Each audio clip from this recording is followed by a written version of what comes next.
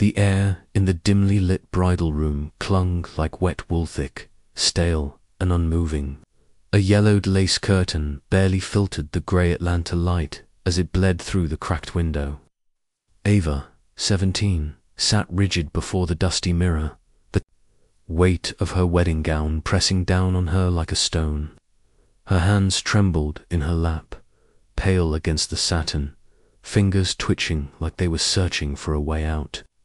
Behind her, Denise, her mother, worked the veil into Ava's freshly braided hair with mechanical care, her lips pressed in a line, her eyes avoiding the mirror. No music played, no chatter, just the dry tick of a broken wall clock that hadn't kept time in years. From the hallway, a pair of eyes peeked through the cracked door of Ava's younger brother. Malik, only 10, small for his age, stood barefoot in pajamas, confusion clouding his face. He didn't understand why his sister looked like a bride but wore no smile. His gaze met Ava's in the mirror, but neither of them spoke. Then, the sudden slam of the front door jolted the silence like a gunshot. Mr. Harold Benton entered without, knocking the way a man walks into a place he already owns. 62, thick around the middle. His white suit was loud against the grime of the apartment, like bleach splashed over dirt.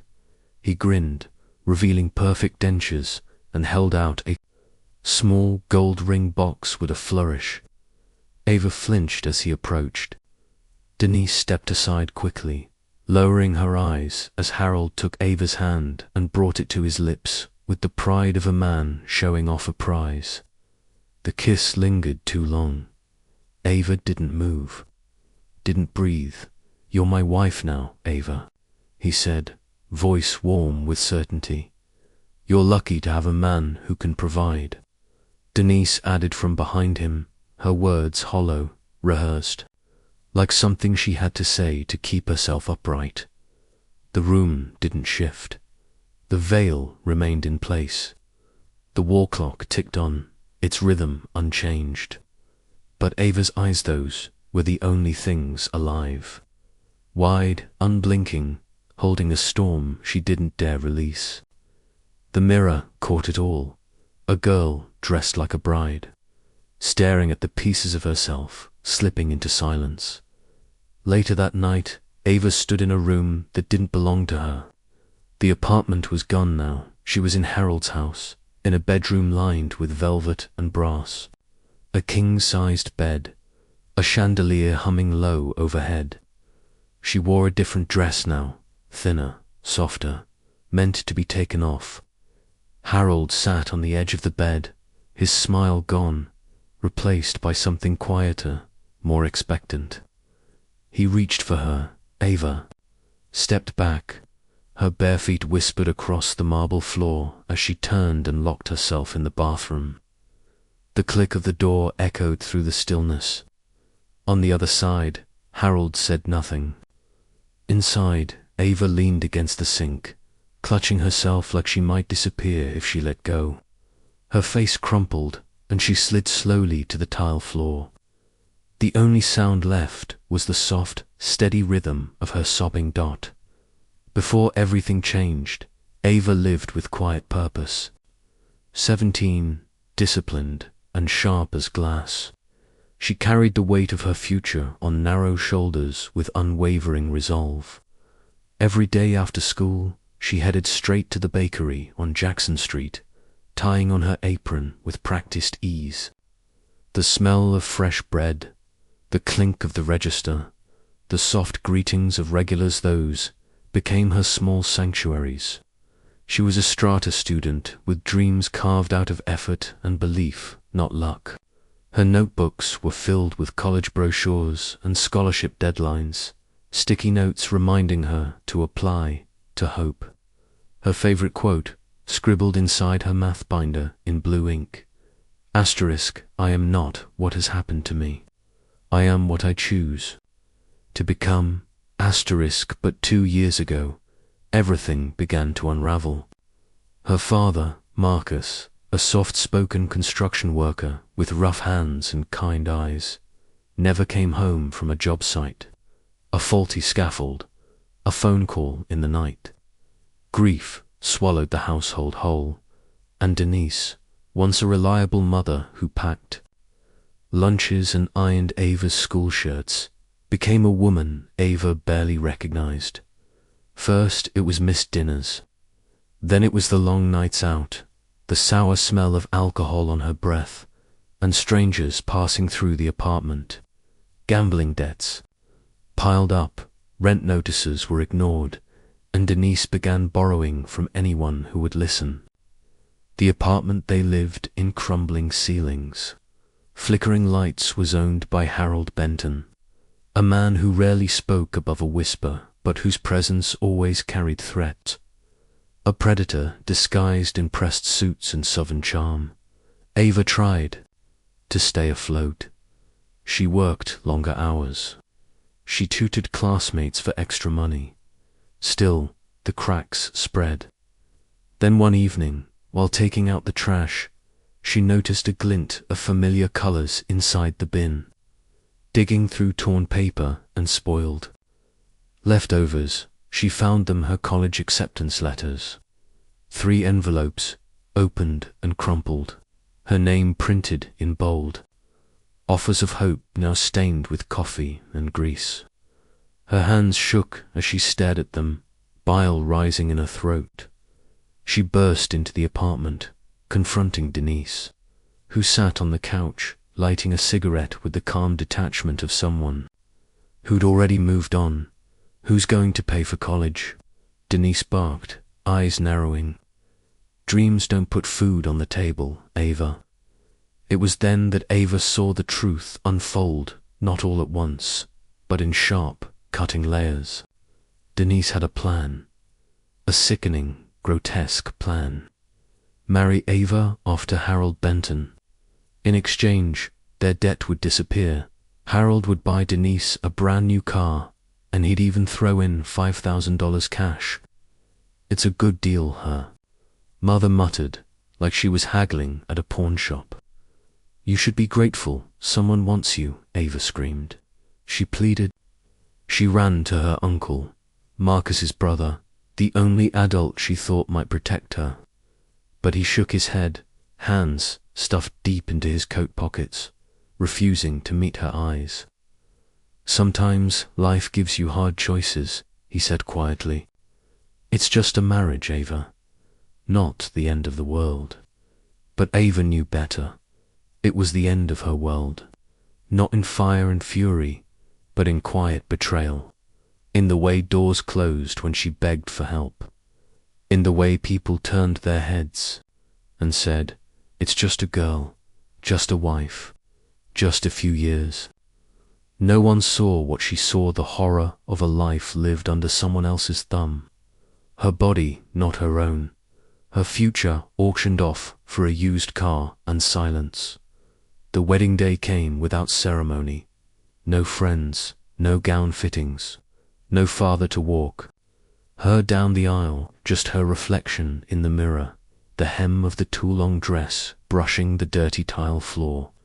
The heavy veil her mother adjusted without a word.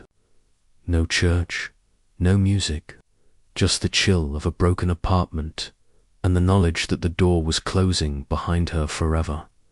She wasn't stepping into a marriage. She was stepping into a cage. Ava sat, curled on the cold bathroom floor, the hem of her nightgown twisted around her ankles, her back pressed against the sink cabinet. Her fingers trembled as she held her phone, the screen glowing against the darkness. She had cried for what felt like hours, the sobs now reduced to silent, aching gasps. The bedroom beyond the door was quiet, but she could feel Harold's presence like smoke seeping under the crack, thick and inescapable. She stared at the phone screen, thumb hovering. Finally, she tapped open the thread with Jordan. He was the only person she'd ever let close. A classmate who once brought her granola bars during finals and walked her home when her mother forgot. But when everything fell apart, she ghosted him, disappeared. Shame had burned away her ability to explain now. Without thinking too hard, she typed *Jordan. A moment later, the reply came, Jordan, where are you? What happened to you? She stared at the blinking cursor, doubt paralyzing her. If she told him, what then? Where would she go? Who would believe her? But then she heard the soft creak of the bed. Heavy footsteps. The jingle of Harold's belt buckle. Her breath caught. She hit send. A pin dropped on the screen, her exact location. She wiped her face, heart hammering, and tucked the phone close to her chest. Minutes passed, then an hour, maybe 2. The ticking of the wall clock mocked her from beyond the bathroom door. Then came the knock, soft at first, then harder. Ava. Harold called, voice sticky with menace. Enough games. Come out. She didn't answer. The knob jiggled. I said, come out. You're my wife now. You don't say no to me. She clenched her fists, said nothing. Then the pounding began louder, angrier. Fists slamming into the door like thunder. Open the goddamn door, he barked. You think you can disrespect me like this? Ava flinched with each blow.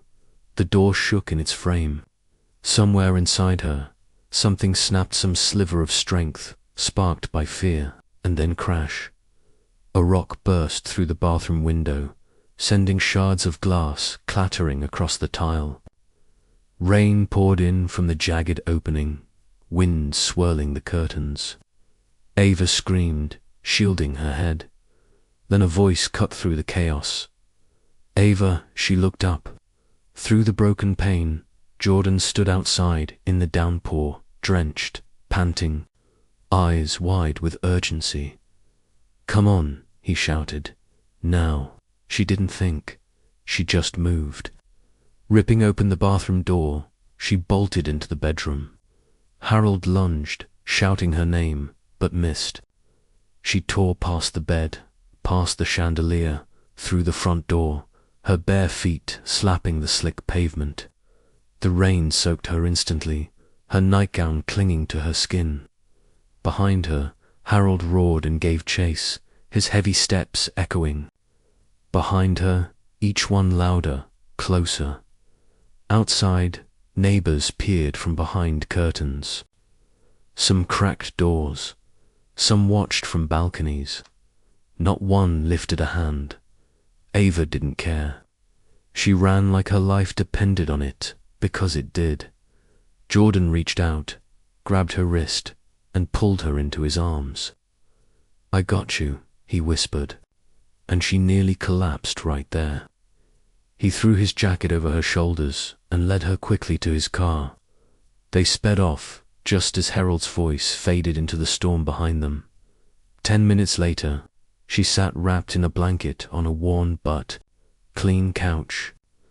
The apartment was small, warm, and filled with the soft scent of lavender detergent. Jordan's older sister, Renee, emerged from the kitchen in a hoodie and sweatpants, her eyes sharp and calm. You're safe here, she said gently. No one's going to touch you tonight. Ava couldn't respond. The words were too heavy. Her hands still shook. But when Jordan sat beside her, not too close, just near enough to remind her she wasn't alone, something inside her eased. For the first time in weeks, she let herself close her eyes.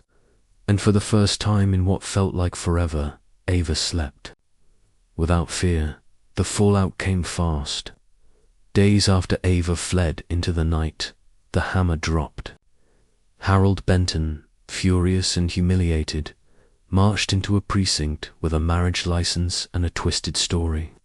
He reported Ava as a runaway minor and accused Jordan of kidnapping his lawful wife.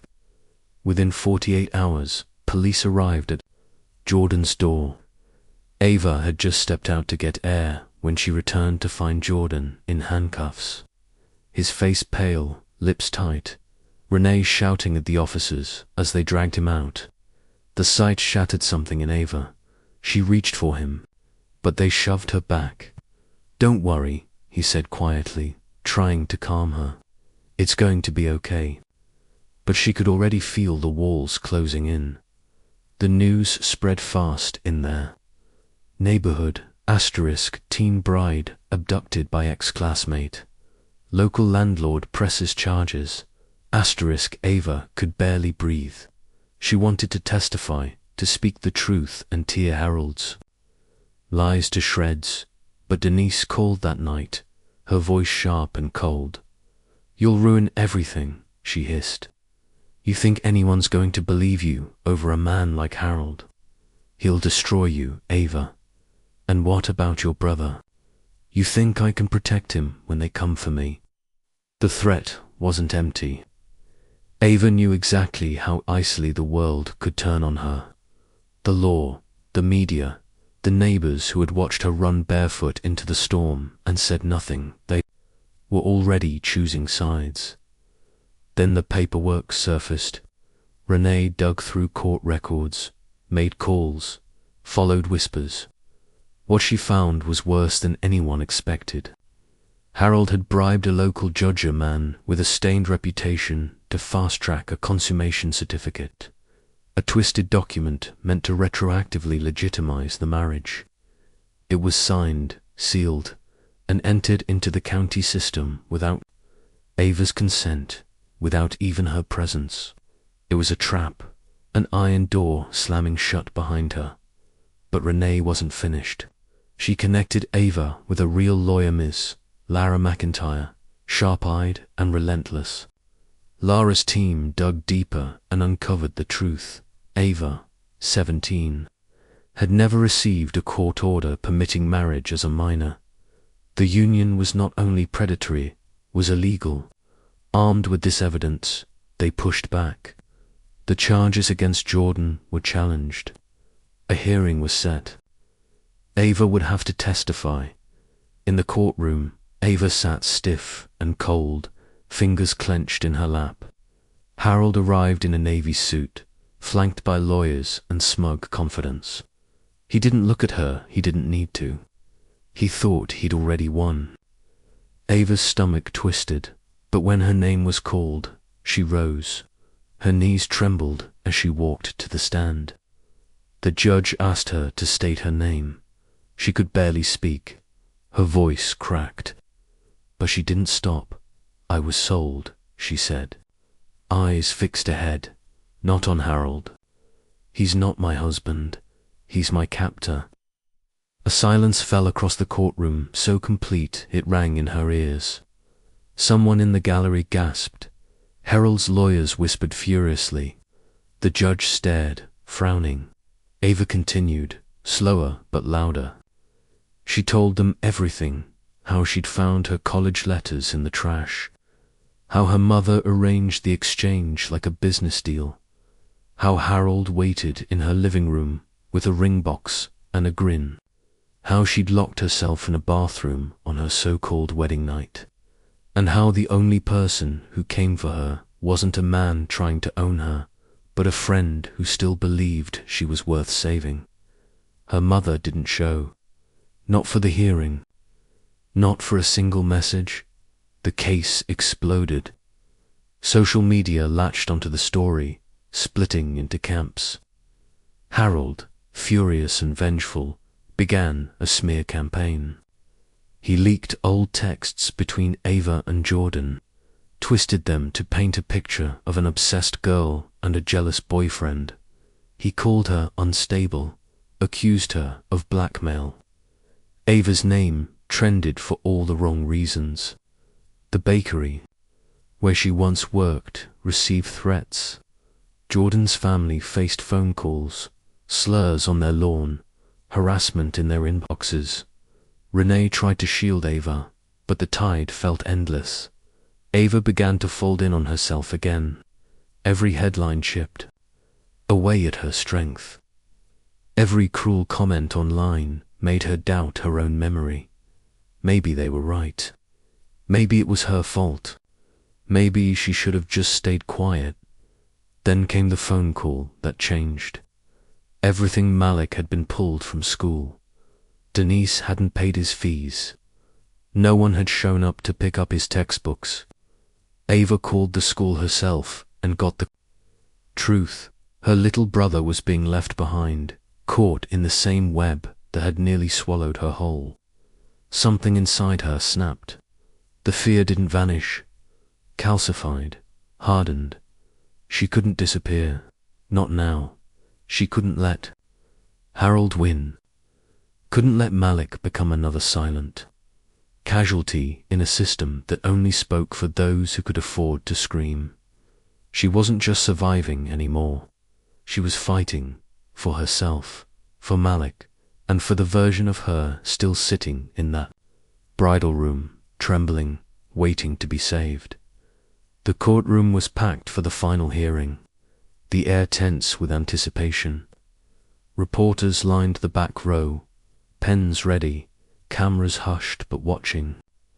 Ava sat straight, hands folded tightly in her lap, eyes steady. She wasn't the same girl who had once trembled in a bridal room. She had been peeled raw, humiliated, threatened, but she was still standing. Jordan sat nearby, his hand occasionally brushing hers, silent support in a place that had tried to swallow them both.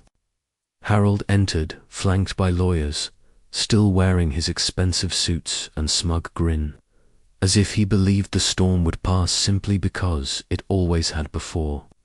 But this time, the storm had names, faces, evidence. Renee stepped forward first, calm, focused, her voice unwavering. "Your Honor, the defense has one final piece of evidence to submit," she said, pulling a small flash drive from her pocket. An audio recording taken from a conversation between Mr. Benton and Ava's mother, Denise Carter, captured 2 weeks before the alleged wedding. The courtroom stirred. Harold's lawyer stood abruptly, trying to object, but the judge raised a hand. "Play the recording," he ordered. The courtroom speakers crackled to life. A rustling. Then Harold's voice, unmistakable, oozing casual authority. "You sure the girl go through with it?" "She doesn't have to like it," Denise replied flatly. "She's the payment. You get her. I get the debt cleared and my car. She better not run. I don't chase what I already own." The room froze. A slow, suffocating silence wrapped around everyone. Ava didn't move. She just stared at Harold as the color drained from his face.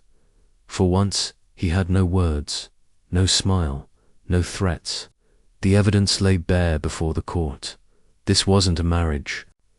It was a transaction, a sale.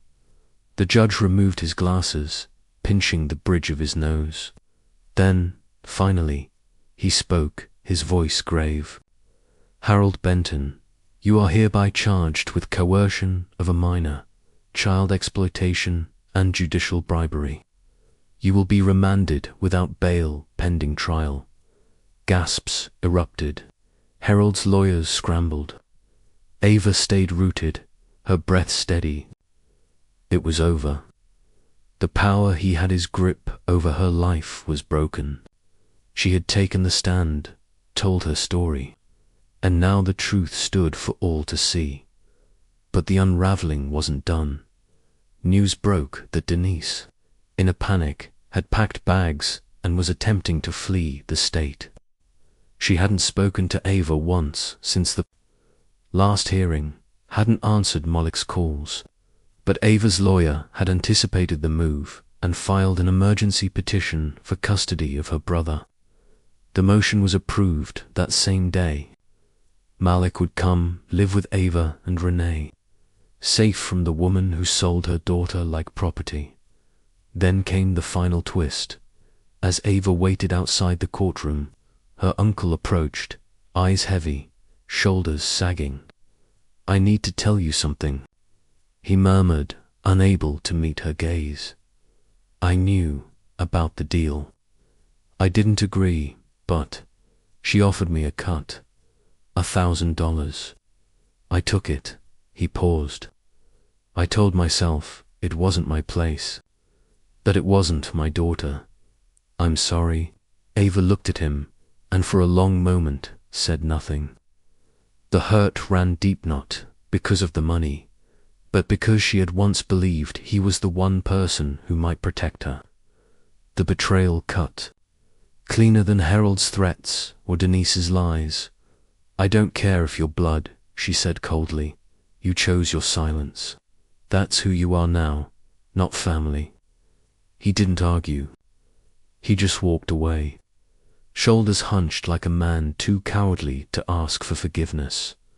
Back inside the courthouse hallway, as the last of the press drifted out, Ava leaned against the wall, suddenly aware of the weight lifting off her chest. She slid down to the floor, knees pulled to her chest, overwhelmed not by fear or grief but by something close to peace. Jordan sat beside her, watching her quietly.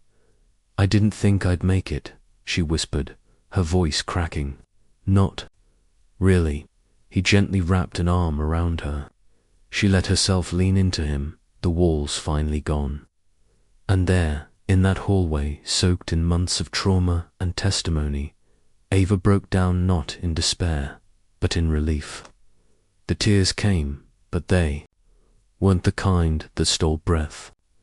They were the kind that gave it back. For the first time in a long time, Ava was free. 6 months later, the world looked different. The shadows still lingered, but the darkness no longer owned her. Ava now lived with Renee and Jordan in a modest but bright apartment filled with soft music, second-hand furniture, and something she hadn't known in a long timepiece. She had earned her GED 2 months earlier, holding the certificate in trembling hands, laughing through tears.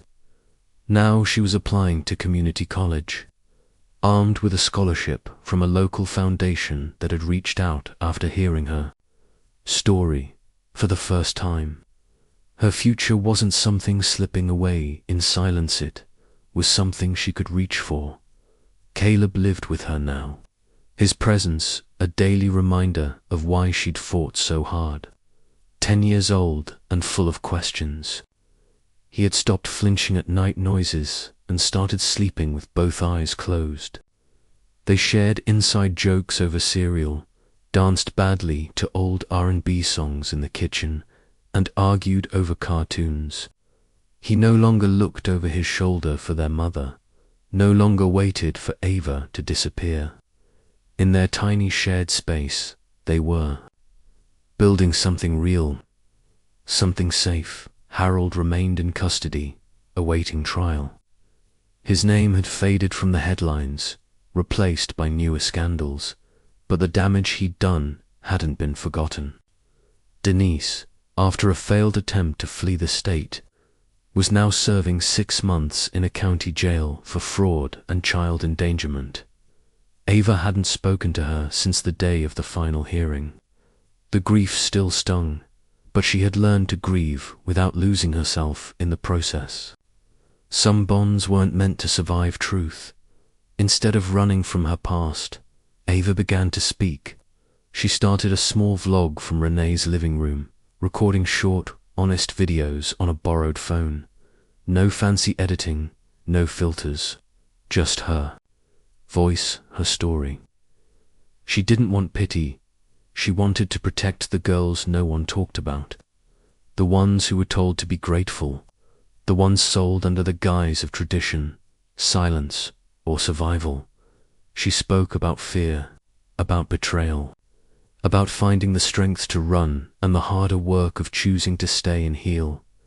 One video changed everything. She had recorded it late one night, barefoot in the hallway after a nightmare, Caleb snoring softly in the next room. Her eyes were tired, her voice steady. If you're watching this, she said into the lens, and you're scared. If someone told you that your life belongs to someone else, I want you to know it doesn't. You are not property. You are not a payment. You are not ashamed to carry. You are not alone. It went viral within days. Suddenly, Ava was getting messages from girls in Mississippi, in Detroit, in rural corners of the country, where no one ever talked about forced marriage or coercion. Advocates reached out. Journalists called. She was invited to speak on a panel about consent and legal protection for minors. She almost said no, but Jordan squeezed her hand and said, "The hardest part's over. Now you get to tell the world." And she did. Ava was no longer the girl in the mirror with a veil pinned to her hair and a broken clock ticking behind her. She was the girl with a story and a future, and this time she would write every word herself. The auditorium was quiet, the kind of quiet that came from attention, not indifference. Rows of teenage girls leaned forward in their seats, some clutching notebooks, others just watching, wide-eyed and still. Ava stood alone on the small stage, a simple mic in her hand, the school banner hanging behind her. No spotlight, no frills. Her voice, steady and clear. She wore jeans and sneakers, her braids pulled back, her presence grounded. She looked out at the sea of faces and took a breath. "They said I was just a poor girl," she began, her voice calm but firm. "That my life belonged to someone else. That my dreams didn't matter. That silence was survival, but they were wrong." She paused, letting the words settle. "I'm not for sale, and neither are you." The silence that followed wasn't empty, it was full. Full of recognition, of reflection, of something unspoken cracking open in the hearts of girls who maybe hadn't yet found the words for what they'd endured, or feared, or carried in secret in the back of the room, leaning against the wall. Near the exit, Jordan stood with his arms folded, a small smile tugging at his mouth. He didn't need to be in the front row. He had seen her at her lowest, and now he watched her rise without needing to catch her. Ava met his eyes from the stage and smiled, just slightly, but it held a weight of gratitude, of memory, of shared survival. As the students began to applaud, some softly, some with swelling courage, Ava stepped away from the mic. She didn't wave or bow. She simply walked off the stage with quiet purpose, her head held high, her shoulders straight. Not because she had nothing left to fear, but because she had finally remembered who she was, and this time the world would remember, too.